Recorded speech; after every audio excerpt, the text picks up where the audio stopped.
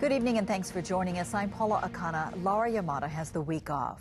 The biggest mass firing for misconduct ever in the Transportation Security Administration is happening here in Honolulu, the result of a scandal first reported here on KITV4 News.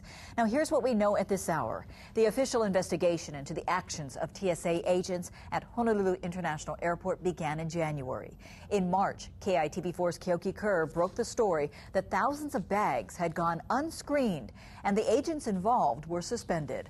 Today, 36 airport TSA screeners and their bosses received termination notices for failing to properly screen checked baggage. It's a story that's making national news. And tonight, KEOKI has learned exclusive new details. He joins us live from our newsroom with a story you'll see only on KITV4 News. KEOKI. Well, Paula, tonight we have learned that some of the screeners who the TSA wants to fire are blaming a top manager who was himself fired today for pressuring them to screen bags more quickly at Honolulu International Airport. The TSA today delivered termination notices to 5% of its Honolulu employees, 36 people, including 5 managers. Even Glenn Kajiyama, the federal security director who ran TSA operations in Honolulu, was fired. It's so important for every employee of our agency to know that they will be held accountable for their actions, and it won't be limited to the lower level employees. There'll be senior management as well. 12 other TSA employees face suspensions of anywhere from 2 weeks to 1 month.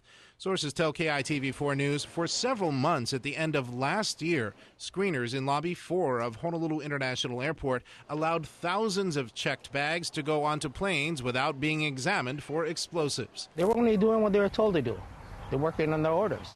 Alfred Baong is a lead TSA screener at Honolulu and a chief steward for one of the unions vying to organize TSA employees.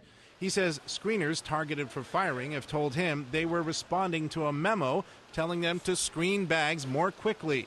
Baong says that memo came from Deputy Federal Security Director William Gullidge, who was fired today as well.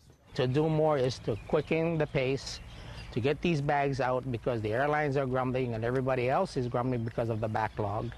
Baong says the TSA screeners did what's called batching, using explosive detection equipment to test checked luggage and only manually checking the bags that set the alarm off.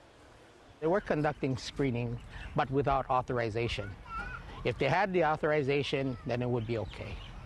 And Baong says Lobby 4, where the screening infractions took place, does not have the equipment it needs and is chronically understaffed. It's our scheduling people, and we've grumbled about it, but to no avail. There's an excuse available that says you can't do your job and get paid for it. Now, sources tell KITV4 News the investigation began after 2 TSA employees came forward and complained about improper screening. Kajiyama and Gullidge were not available for comment tonight. Paula. All right, KEOKI, thank you very much.